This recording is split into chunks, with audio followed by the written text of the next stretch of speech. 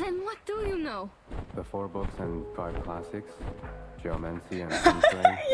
He answered it seriously. Oh, so he's that kind of type that he's so removed from the world that his answers are like too straightforward. This might be funny in the future, moments like this. Part 10. Treat them right. For your safety, do not accept invitations from strangers to visit their homes. Oh?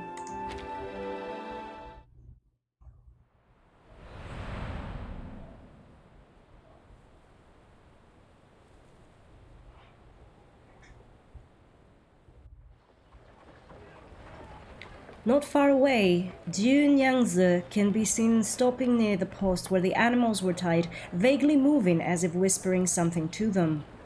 Can you understand me? Can you tell me where you are from?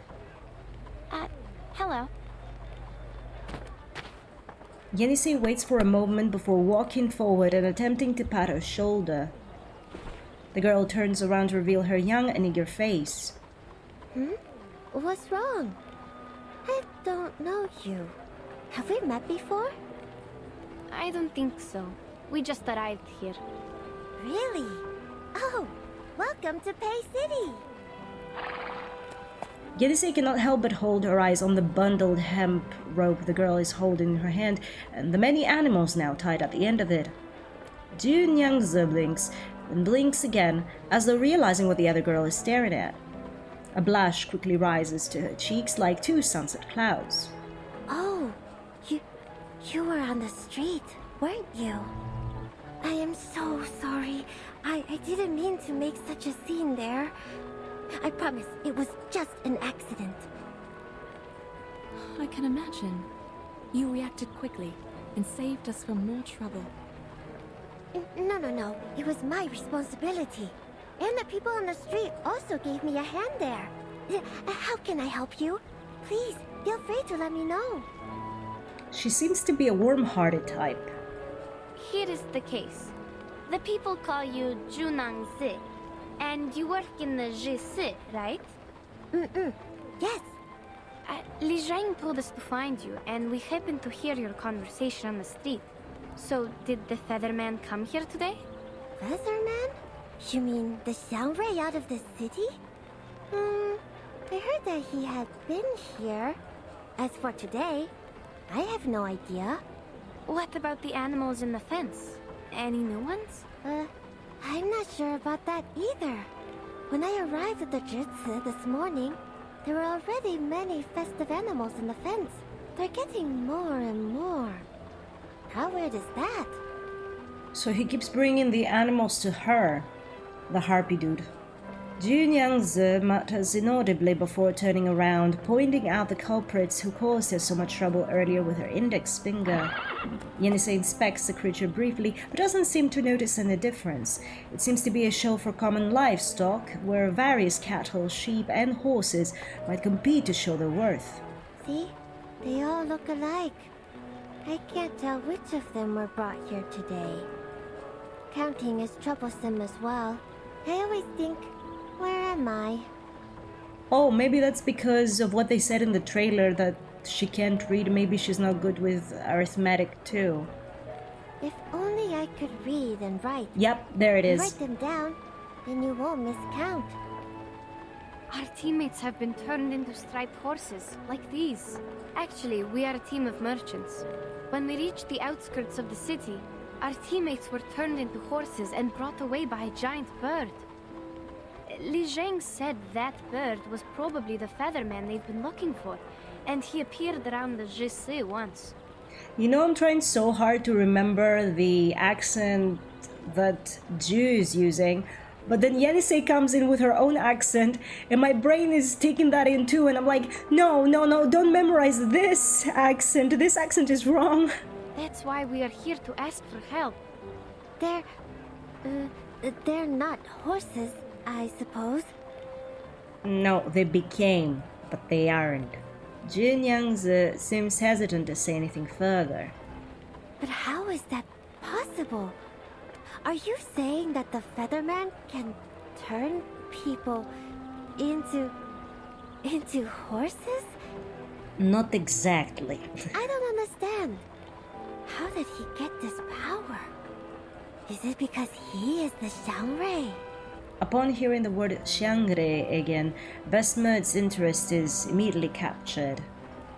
We've also heard about the Zhongrei from the storyteller. It does sound like some kind of local guardian. Guardian? Is it the gods of Shuoti we're talking about? New term, Shuoti. Oh yes, the gods of Shuoti. These are the gods you serve. I guess Zhongrei is closer to a local legend, like a reputed arcanist in this area. The use of arcane skills seems common here. Perhaps there are also many arcanists around. But could you please tell us more about the gods of Shuoti? There are 12 or 13 of them, I guess. That's all I know. I can't read most of their names. Oh, I swear, I want to just take her someplace and start reading her stories. Like, I want to protect her from the evils of the world and read her stories. That's all I want. Like, look at her, she's so precious. Oh, but I know this year is the year of Zhishu. We will bring lots of festive animals to the Broken Bridge to worship it. Jishu. So ZH is G. Jishu. Okay, keeping that in mind for future reference. The Fortune Walk and Bridge Leap are the most fun parts. We go to the Broken Bridge on the cliff with the animals, count our steps, and swing our bodies, like dancing. And at last, we will try to jump over it. Jump over a broken bridge on the cliff? It sounds dangerous and quite familiar. Familiar how? Basmet knows exactly what Yannisei is hinting at. The familiar rule of ask and acquire resurfaces in the minds, but no one attempts to ask it out loud. Oh, so like, I see, to put themselves to the test and receive their wishes, I guess. So that Jin Yang's explanation interrupts their thoughts with perfect timing. No. We can't do that. No one has ever done that. Even the goats can't do that, let alone humans.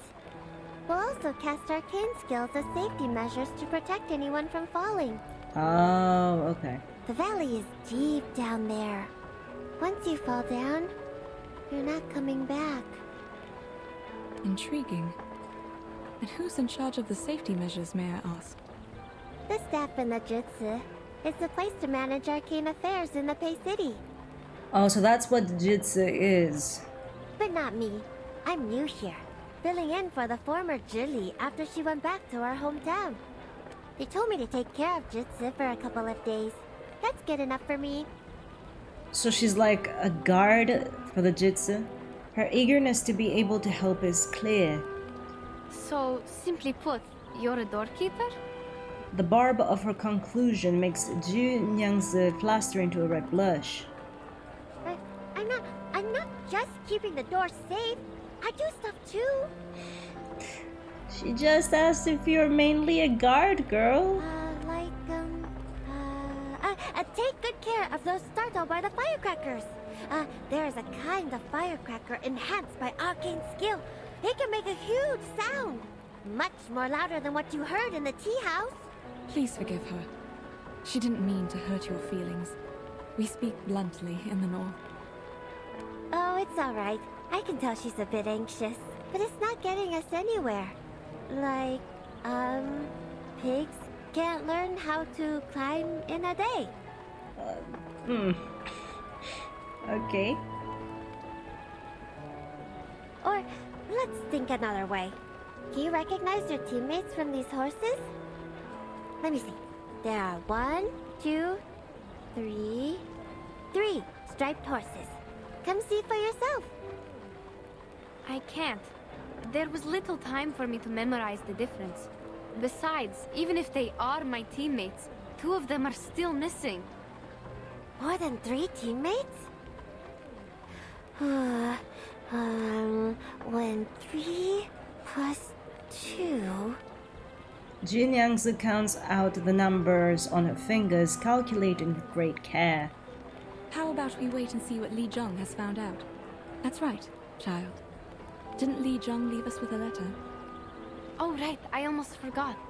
Please read this, Miss Junangse. It may have clues about the Featherman. She produces a letter, offering it to the girl.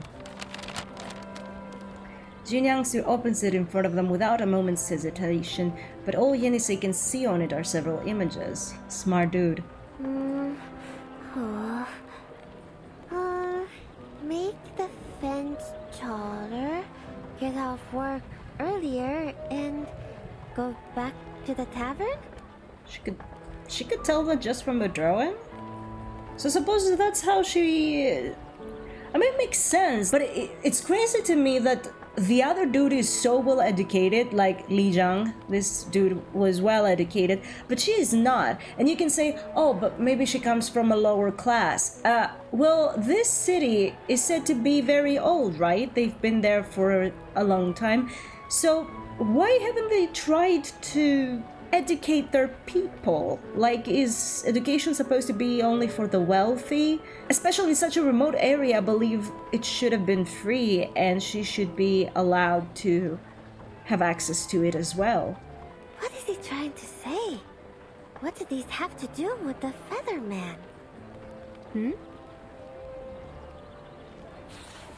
Jin Yangzi mutters to herself as she stares at the pictures on the letter before frowning and smoothing it out. She clumsily folds it and clips it to her waist. Well, don't worry. I'll pay close attention to the new horses for you. If there's any good news, I'll ask Li Zheng to tell you. You're so kind. But we just got here and haven't decided where to stay for the night. How are we going to keep Li Zheng informed once we find a place to rest? I swear, if she said send a bird with a message, I will get so mad. Oh, I see. An answer leaps to her mind, bursting through and out at the same time. How about staying in my tavern? I forgot to tell you that I'm the owner of a tavern. Oh, okay.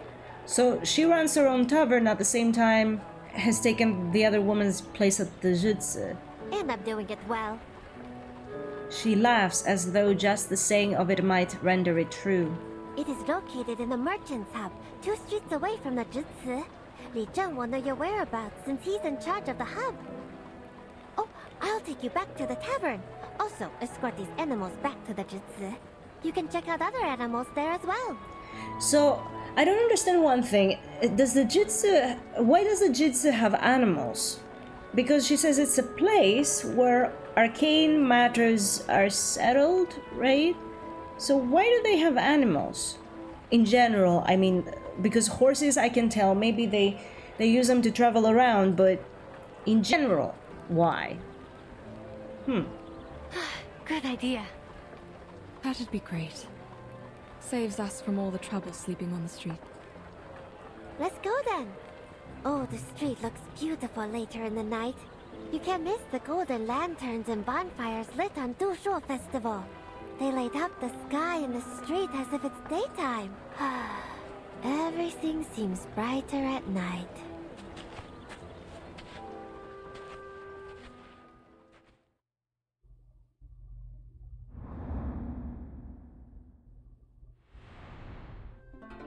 Right? God dang it. The other day I found some cheap ice cream at the supermarket and thought of buying it with waffles to have one after quite some time. But I'm out of waffles now, and I tried eating it plain. And goodness, it's bad when there is no waffle underneath. Oh, I can't go buy new waffles. The supermarket's far away from the castle. And I have no carriage. There are no cars in Calico's Hollow either, so... Don't ask. Mayor was against cars. What can I say?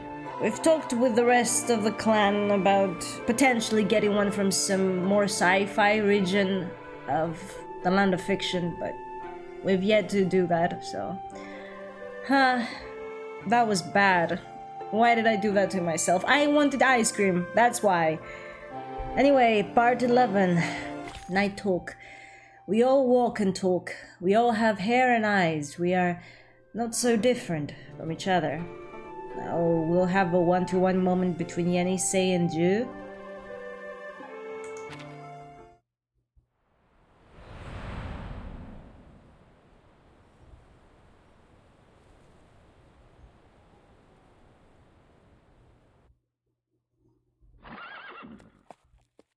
A breathtaking number of animals lie within the jutsu, a fact that only hinders their efforts to find their companions. After weighing their options, they decide to follow Junyangzi and settle in at the tavern first. The weary travelers are more than eager to relieve their fatigue after journeying non-stop for so long. And they've more than earned it, because strange things have indeed happened to them non-stop for several days. Ooh, that reminds me of something. Madam. What is it? Wait. I'd rather have seen a movie with a similar setting or a picture on Pinterest. One of the two. What do you think about Junang's words? Could that be ask in the choir? Jumping over a broken bridge is like jumping over a canyon or climbing over a mountain. It's a condition that cannot be met, like those merchants said. An inevitable price? Both of them fall silent, lost in thought. However, Besmert's doubts do not seem to have fallen on deaf ears, as Junyang's response while walking out from the tavern. Are you talking about the broken bridge outside the city? Oh, I'm so sorry. The chairs in the lobby have not been cleaned yet. Please take a seat here just for now. Oh, don't worry about it. Thank you for letting us stay here. As for the broken bridge we talked about, can you tell me more about it? When I first got here, the bridge was already broken. Beneath that is a deep canyon. Across that canyon stands the Yuan Temple. You can't see it from the other side of the bridge. It's surrounded by fog. So, I'm not sure if there really is a temple there or not. The Yuan Temple. They say you can talk to Zhishu in the Yuan Temple. Be faithful and ask it. It will answer you. What did they call this? The divination, I think? They also said that the fog was strange. You can't stay there for long, or you'll pass out and get overexcited. Well, I haven't seen such things so far. But even so, people of that time still rushed there and prayed. Doesn't it mean that the divination is for real? After the bridge was broken, no one's wish was ever granted. Huh. Seems odd. There was already a bridge in the first place. Why wouldn't people rebuild it in all these years? Perhaps there's something they'd like to keep away, or maybe the people themselves keep them away from the other side? But then again, they say they use arcane skills to jump from one side to the other, so... Oh, I can answer this one. The river dried out. People couldn't swim across, and the cliffs between the mountains were too dangerous to jump over. But if one can be the new Xiangrui, the problem will be solved. The Xiangruis are awesome. They protect the city, help the people. There's nothing they can't do. There's nothing they can do now when we were talking about the chance of potentially that Xiangrui turning people to horses. You were in disbelief. Like, choose, are they all powerful or aren't they all powerful?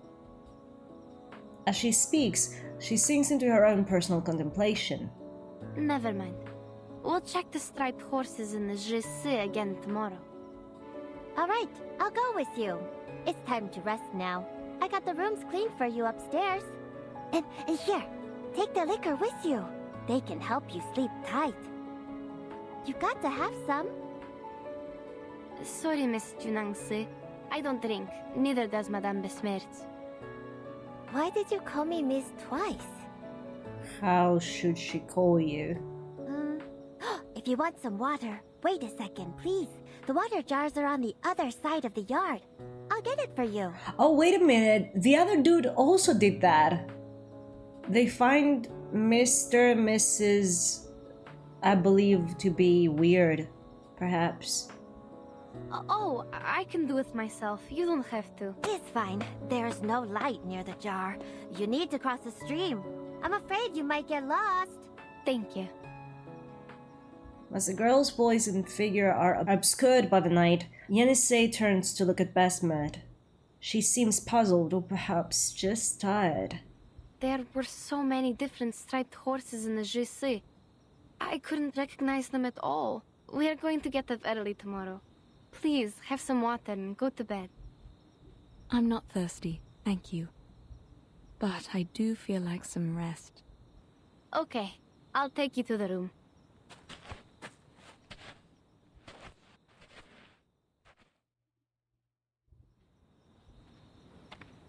The girl returns from fetching water only to find Yenisei alone in the hallway. Looking around and not seeing Basmet, she walks over and naturally sits where Basmet sat earlier. I didn't see you from there. I thought you went to sleep. Oh, sorry. Madame Besmet is tired, so thank you for helping us. Don't bother. Here's the water. She takes up the ceramic cup. Yenisei is slightly surprised. In her mind, a material like this is one of the two extremes. Crudeness and finesse, one of handmade rough bowls used by the populace, and the latter of delicate treasures owned only by the rich nobles. Yet this cup is a combination of the two extremes. It's used by an ordinary tavern owner, but it is marked by a refined, tasteful aesthetic. She rubs the side of the cup with her fingers, gently brushing across the painted patterns, as if feeling a fine porcelain vase. The cup. Yeah, what about it? What's wrong? It looks expensive. It's a gift I received. I don't know how much it costs, but it's delicate, isn't it? Aww. Yes, it is delicate.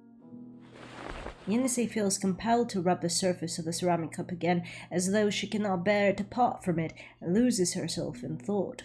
The pattern is a lu shu, also a kind of xiangrui. See? It's majestic. The tail is like the sunset clouds. I really like it. I hope you do too. Majestic indeed. And it looks a bit like those striped horses in the GC. Both of them are similar to horses. But people still think they're horses, don't they? Sure they do. I think this species is native to Pei City. It's an interesting discovery and will help enrich our travel notes. Junyangzi lowers her head to look at the cup in her own hand. Yenisei can smell a fermented aroma emanating from within, like kvass, but without the sweet aroma of wheat. She's in bed now. I can only drink it for her. Oh, she didn't bring a cup for herself. She brought one for Basmet, but because she ain't there now, she has to drink. Your drink smells good. Is this the liquor that helps one sleep tight? Not exactly. It's just unfiltered liquor. Sounds like you have a lot of different kinds of liquor here. I mean, it's a tavern, but... Sure we do. There are a lot of different liquors. The unfiltered ones, the clear ones, the ones made of herbs, the fine ones, and on and on. Bedtime liquor is made of herbs with spine date seeds.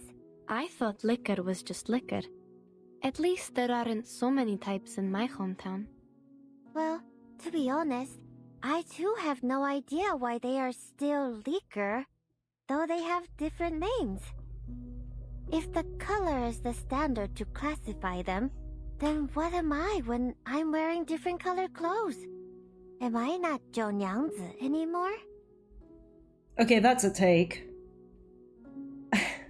I would have never thought of that. Like, if changing color to the liquor should change its name, then why people don't change their name or status or whatever by changing their clothes?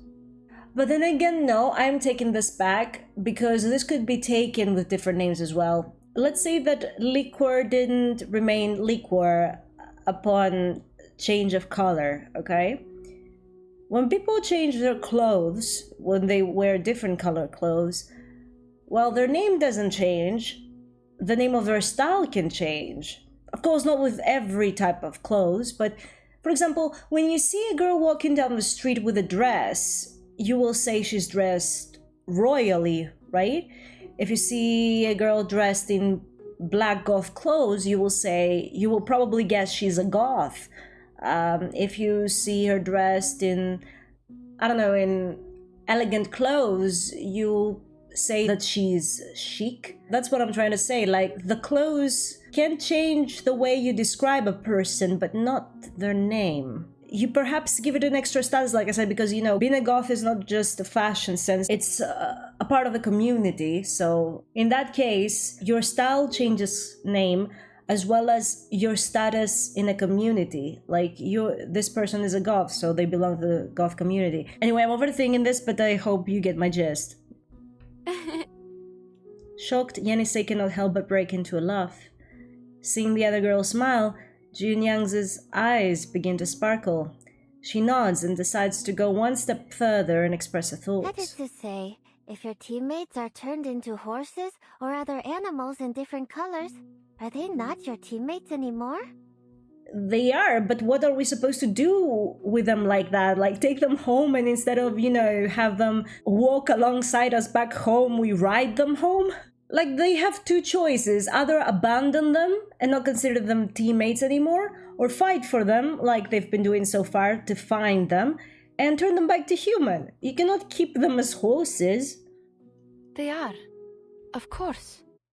Yenisei stops talking. This childish conversation might have caused her to erupt with laughter, but the weight of the situation is still acute, and her worries swell deep within her. The chirping of the birds in the cold night gently blankets the sound of her anxious breathing. I'm worried, actually. Well, maybe not just worried. I don't know. Looks like you really miss your teammates. Which she shouldn't, because they were assholes. Miss them. I won't use this word to describe my feeling.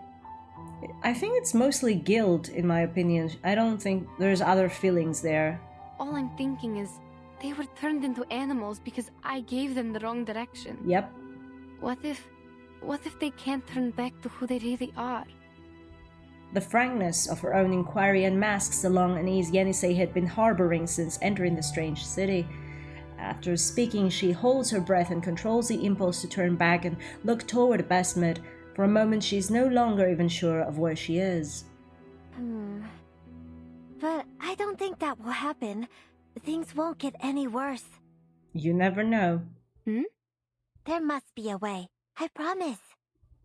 Like the clouds turn colorful, pool water gets sweet like liquor. There are many signs of auspiciousness. They just need time. I like how she seems to be holding her hand behind the letters. She's just met her, but she's so kind, so giving, so willing to help, that she's listening to her troubles and be like, don't worry, everything is going to be okay, and this can be solved as well. Think about it.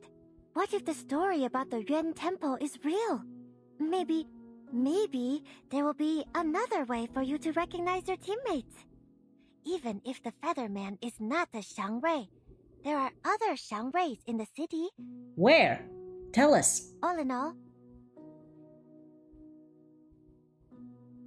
Junyang's ranks ahead to find another way to persuade Yenisei, but is stopped by the other girl before she can begin. Despite the cultural differences between the two of them, Yenisei feels a surge of warmth from her brief, trembling words. Thank you, miss. No. Junangse, I see what you mean. I really do. Yenisei takes a deep breath and exhales both calm emotions and words together so that, like light white smoke, they soon drift away. Thank you. it's nothing. I will definitely help you. See? Oh, here's some other spine date seeds. Drink the water, and I'll go make you a cup of tea with the seeds. It also helps you sleep. Junyangzu shoots up to immediately rummage around in the bag beside her as she urges Yenisei to drain what is left in her cup. Yenisei drinks down all of the cold, sweet water and hands the still compelling cup back to her. She then watches Junyangzu step onto the porch and run back into the hall at a trot.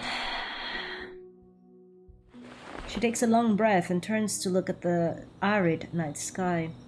It seems even in a strange city like this, she can enjoy the same bright moonlight as the steppes.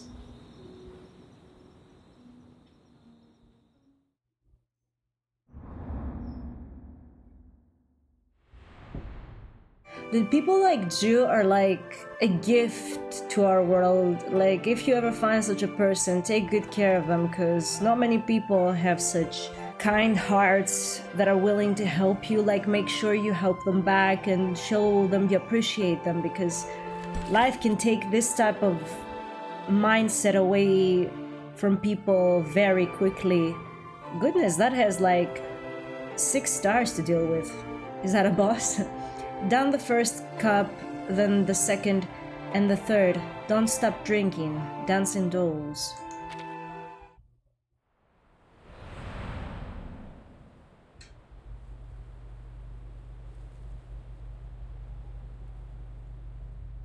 The curtain of the night has already fallen, but even after drinking another cup of tea promised to induce drowsiness, Yenisei finds that sleep evades her. Me. In theory, someone so heavily fatigued should fall fast asleep the very moment the opportunity presents itself, but not for her. On the contrary, her mind, so sick with worries, seems to run faster now than ever in the stillness of the night. She stands up, steps away from the couch, and treads light down the stairs. Unwelcome in even her own dreams, she wanders around without direction. The yard, go downstairs and through the main hall. Groping around for the railing in the darkness, she walks up and then down the steps. One step, another step. As she descends, a rustling sound envelops her in the darkness like an indelible point that demands... What's that sound? Where does it come from? What on earth? Oh my goodness! Who is it? Someone's singing? Without realizing it, she departs the second floor and follows the sound into the spacious hall of the tavern. With the cascading moonlight and melodious singing, the scene laid out before her is one that defies description. What? Oh!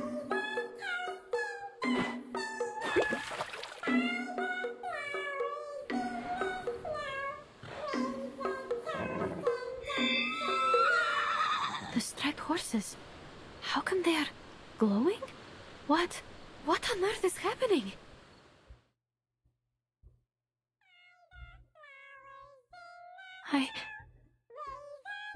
Боже мой. With its red mane and luminous stripes, the horse stands there in the country yard and turns gently towards her. The singing continues, almost freezing Yenisei in place. She turns around sharply, trying to escape the sound, only to realize that she has already been surrounded by the group of wooden dolls who were in her cup earlier.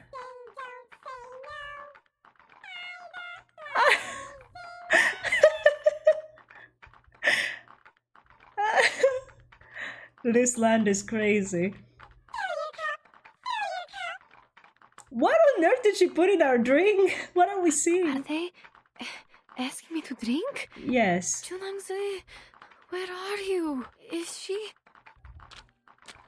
Now, the wooden dolls, originally submerged in the stream in the country yard, have begun to climb up the bank.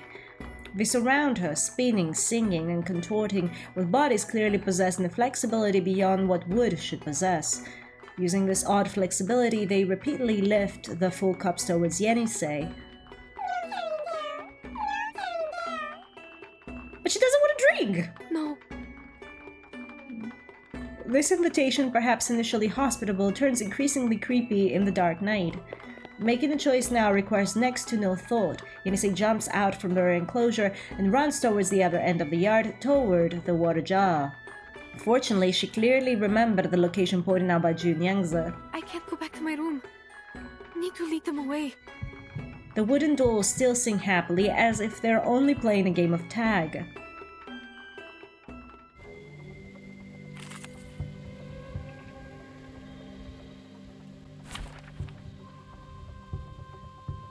You can change a different type of blessing. Ah, yeah, those were... We got them earlier. Goodness! I don't want to fight them! Aw. Anyway, I'll be back. Sorry I forgot to press start recording after the battle. She's running, still. The wooden dolls stage a disorganized offensive with a piercing song that twists Yenisei's perception of her surroundings. She can only stand by the water jar in a constant retreat, consciously nearing a dead end.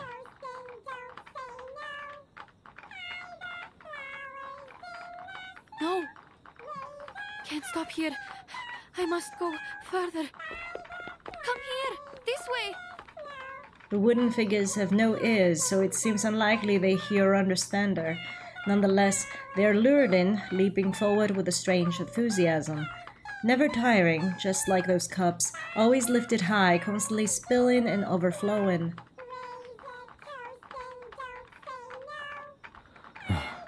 There he is. It seems these crude wooden creations are quick to be alert to sudden interlopers. They immediately stop their siege of Yenisei and abruptly turn toward the tall trees in the country yard. Huh? Where are they going? Run, run, run. The coercive rhythm plays heavier and faster than before as they jump a few more hops towards the bottom of the tree. Off. Oh goodness. A wand of bone flies out from the darkness, scattering liquor and shattering the wooden figures into pieces. Oh, he's hot. Serenity comes back to the scene, the end coming as swiftly as its beginning. They are conjured By whom? so feebly. Who is it? It's you. You! The featherman who stole our horses! No matter. You're leaving with me. Where? Leave me alone! What is going on? Silence. It's dangerous here, and words are no help to us. I'm trying so hard not to say anything inappropriate. Let's keep going. Without hesitation, the giant bird grabs Yenisei's arms quickly, lifting her up and away from the country yard. Dude, that's dangerous! Put me down! Her struggle proves futile in the howling wind. The sound of flapping wings, punctuated by the shrieking girl, gradually fades in the distance, leaving only a disordered mess of evidence in the courtyard. In the morning, Junyangzi walks into the shambolic scene. A still intact wooden doll bounces around, gathering the remains of its kind into a ball.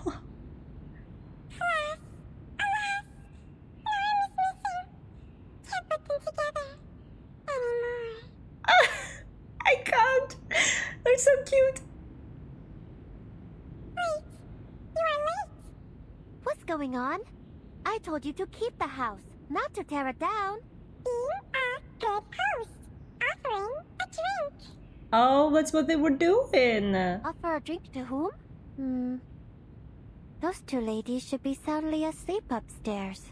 One was downstairs at night. Birdman with her. Birdman? You mean that Featherman? He had been here? What was he doing here? He's not even a Xiangrei, nor is he doing anything good. Do not offer a drink to him. They didn't. He killed them. If I were the one treating him, I would... He took one with him. Wait, what? Took whom with him? The Scarlet. The Brown took away the Scarlet. Oh. Brown? Scarlet? What color is that? Come on, girl, put them two together. You're just confusing me. I'll make you one more mouse next time.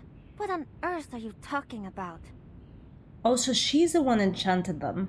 Okay. Junyangzi turns around to see Basmet fall over the threshold. She quickly approaches with her skirt held up, and the wooden doll jumping up and down, hiding behind her. Be careful. I'll help you. Thank you. Thank you so much. Where's Yenisei? Did you see her upstairs or in the yard? Are you talking about your red-haired friend? Did she go out? No, not very likely. She would have told me if she was going out. Or at least ask someone to pass on the message. Did you really not see her today? Junyangzi racks her brain, her voice coming out serious and resolute. No. Not this morning, no. The missing persons cases. Is this how they happened? I don't know. Li Zheng didn't make it in time to tell me the details. Besmet falls into silence. This is a loss that she finds difficult to accept. I'm only saying, if this is another missing case, there must be a clue or two telling us what happened. The dolls. Could you please look around and see if she left anything in the yard? She must have been taken from there, or I would have definitely heard the noises. Besmet anxiously grasps Junyangzi's hands. Their hands are equally coarse, one pair exposed to age and sun, and the other exposed to grueling work. Stay calm. Let's go ask Li Zheng. Ask the dolls! What's wrong? I sense an arcane energy. Someone cast a skill in the yard. Follow me. Where are you going? You can't see. Just tell me. I'll take you there. No. Please follow me.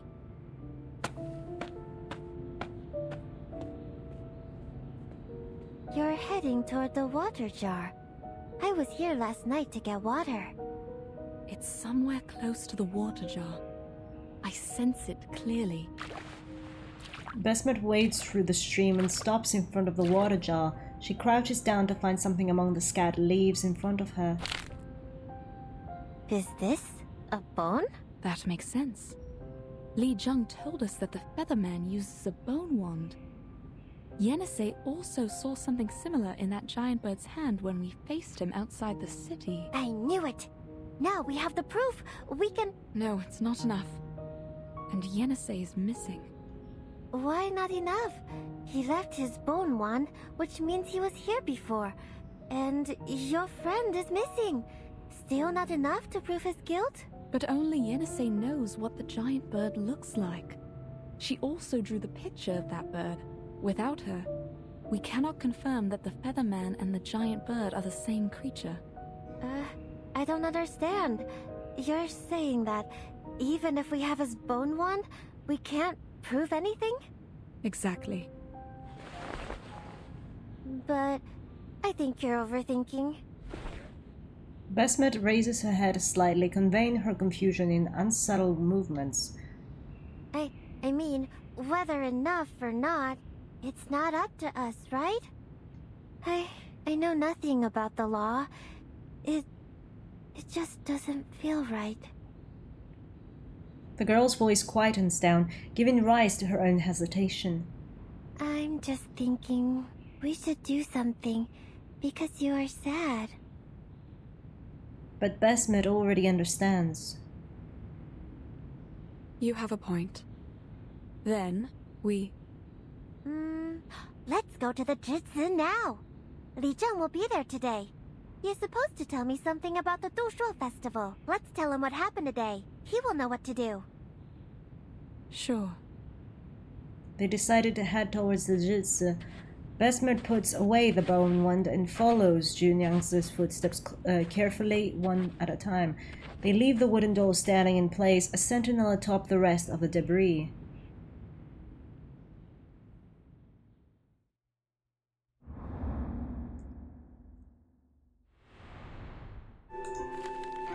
Part 13. Gusheng. After 1,000 years, one finally returns to the rightful place.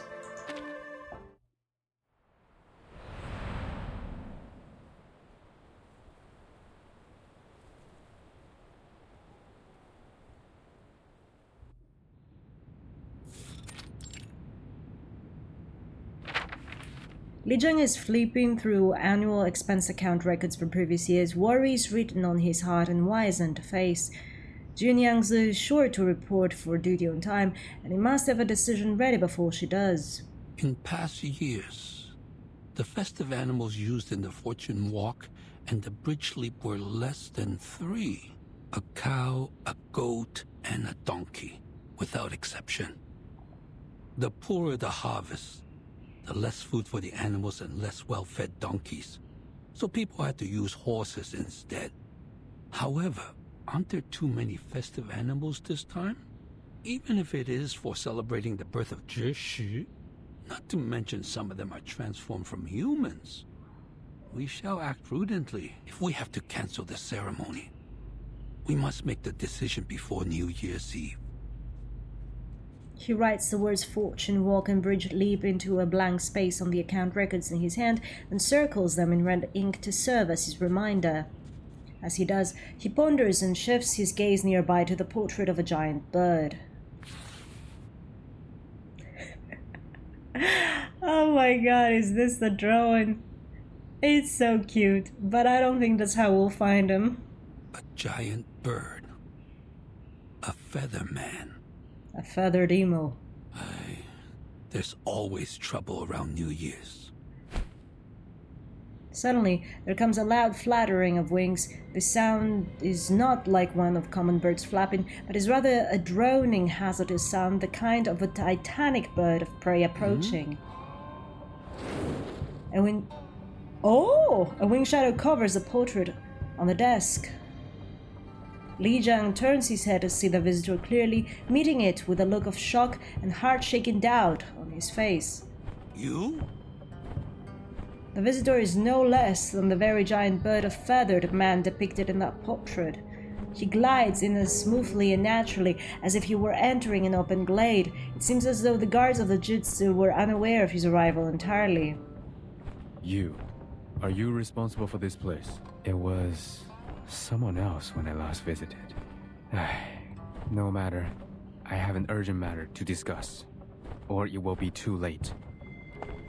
Without waiting for Li Jiang to react, a bizarre horse or something like it rushes in behind him.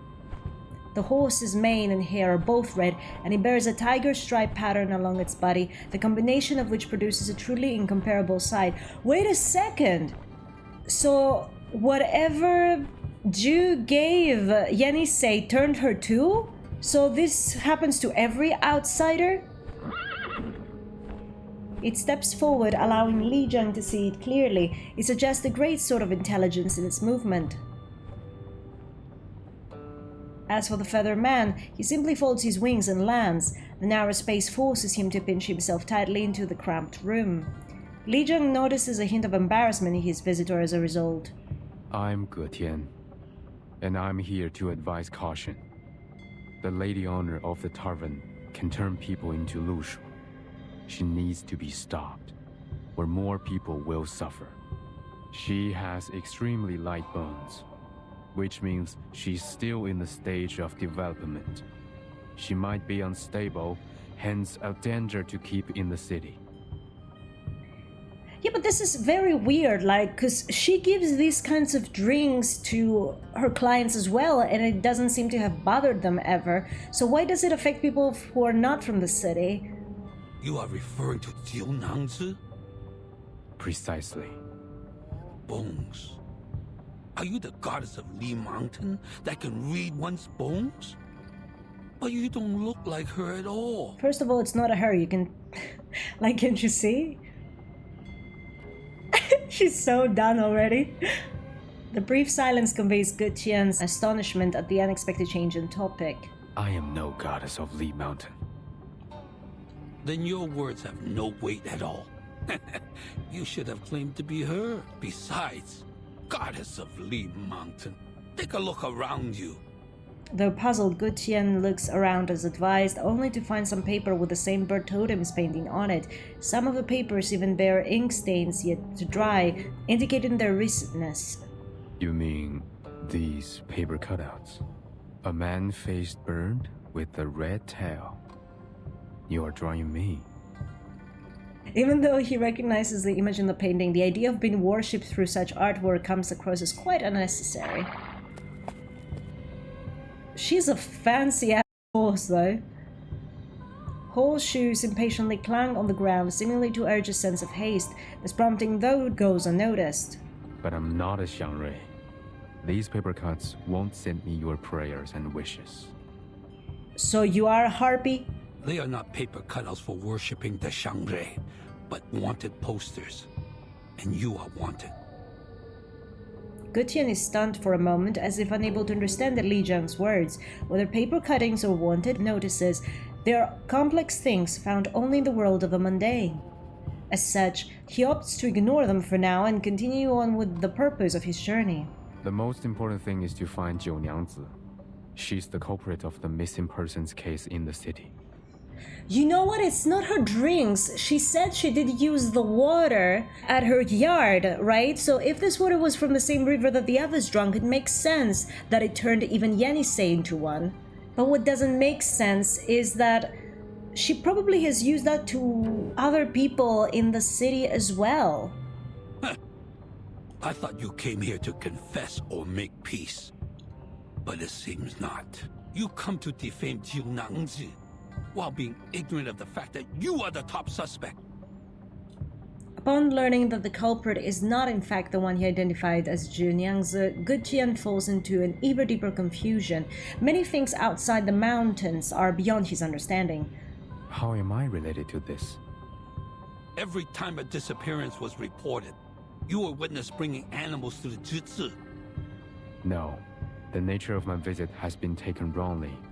The Zhili there knew what I came for. When we arrived at the Jitsu, you had already fled without a trace. No one could testify in front of the Fa Xiao for her. So her words were considered nonsense. Now, she has returned to her hometown. Upon hearing this, Gutian breathes a sigh of relief.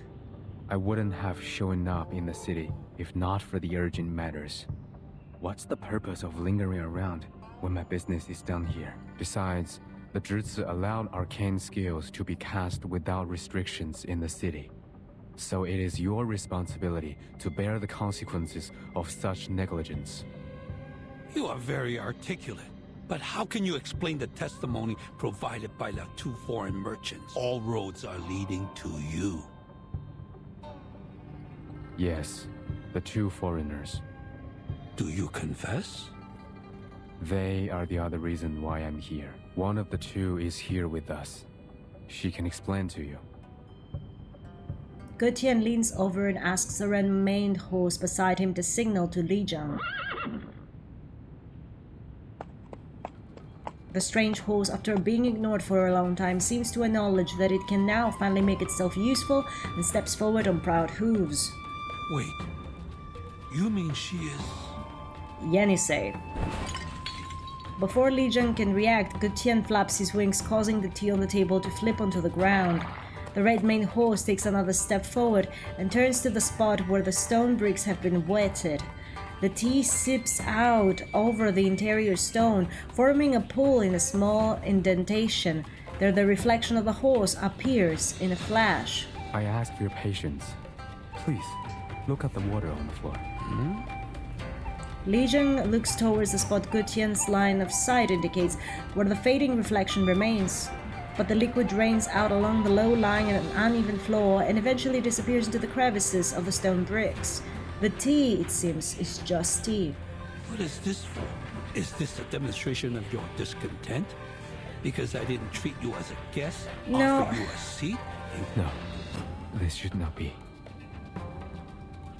He appears to murmur to himself and turns to the red-tailed horse behind him, his words muddled with confusion. Why didn't your arcane skill work this time? Or must it be clean water to reflect it? No, the water in the river was no cleaner. How did you do it earlier? Having now weathered this series of absurd confrontations to his limits, the cultured manner of Li Jiang brings along with his patience. Guards! Catch him! Oh no! Gutian is startled by the sudden and rapid footsteps and immediately flies upward. Within the narrow chamber, the shadow of his wings appears unusually large, and even the red-haired horse retreats beyond the shadow's range. What is the meaning of this? You are suspect. That's... What I know. I told you truthfully. Why are you troubling me instead of going after Jiu Niangzi? Find some clean water. I'll prove it to you. That's enough. Surrender now. I will Sorry? not fight you, but neither will you have me. Aye. Be careful not to hurt that horse. It might be one of the victims.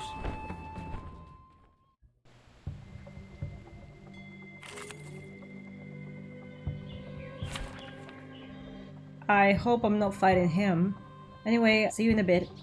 We indeed fought Gutian and Yenisei. I'm mad. Gutian flaps his wings and flies out, escaping the courtyard. He does not leave immediately, instead deftly avoiding the attacks of the guards as he flits around the courtyard, despite the fact that this brief conflict has already left him injured. Your strength will eventually run out. Is this necessary? No, he's a hater, that's what it is. Find me the clean water, and I will show you what Jiunyangzi has done. How will I know if you're using your arcane skill to fake the result? The truth is, we know the girl very well, but nothing about you. He's trying so hard to help. This is so annoying. No one had gone missing in Pei City before you showed up. So how can we trust you or your proof? Well, Ju said that when she came into the city, the bridge was already broken, so what if they came to the city at the same time and it's not him? Have you thought about that? Gutian gently shakes his head and lowers his wings. And you have denied that you are a Shangrui. It is true that I'm not a Xiangrui, nor have I ever visited here. I never wanted to leave the mountain. I like the little annoyed face, this is so cute. His movements make the wounds on his wings visible. His stance is low and reverent, suggesting his willingness to discuss a truce. He looked unwilling to me. Li Zheng hesitates and as a result raises his hand to stop the storming advance of the guards. But you still left. I really shouldn't have come to the human world. You have a point, but... What do you mean? My people have left the mountain and come to help you. They renounced their names, families, and even lives for you. They gave up everything so that you would have gods to worship. They became symbols, totems, except themselves. What are you talking about, Featherman? I told you my name. I'm not a Featherman. This Featherman is not one of us. No need to call him by name. It isn't any sort of prescience. It's only that the answer is a simple deduction. Seems like my people have been long forgotten. What are you, man? Say it! Name it! You forgot the Gutians who left the mountain. The city builders, the bridge masters, the flood fighters. They all faded into oblivion. You only remember the gods of Shuori, who never answered to your prayers. Oh, so that's not his name, that's his species. They're Gutians. That's why I'm discouraged by the idea of leaving the mountain like my people. I don't want to face such suspicion and disbelief after giving you all the help. He is correct, but it's also important to save those outsiders, you know? You're not helping the people of the town because they're ungrateful, but you're helping those two that need you. Who are you? He told you. Now that I see it, the destruction of the bridge was inevitable. It was bound to happen, like I was bound to be left in the mountain and be the last of us. The bridge? Did you have something to do with the broken bridge? Featherman, tell us! Question no more. You can have me, if that's what you want. No, don't give up! Maybe though he does it to help Yenisei, it makes sense. The message conveyed by Gutian's words and actions forces those present to hold their breath. He gives up his resistance and sees the connection between the broken bridge and this vague allegation. Though the onlookers wonder whether this might be merely a stolen tactic. Li Zheng! Oh. The two who set off from the tavern heading towards the Jitsu arrive in time to witness the end of the standoff. Besmert had been following Jiunyangzi closely all the way, but now stops just short of Jitsu's gates. Miss Jiuning, sir, please wait. Even without the ability to see it, she stops to analyze the tense atmosphere ahead. Come no further. Huh? Ah, why? The gaze of almost everyone in the courtyard converges now on Gutian, wary of any possible movement. No one present believes that he would just surrender like this. And in an unnoticeable corner, the red-tailed horse deftly bypasses them all before running off in agitation. The horse that had rushed into the crowd and just as immediately weaves back out, seeming to aim to snatch Besmert out from behind Junyangzi. And it succeeds.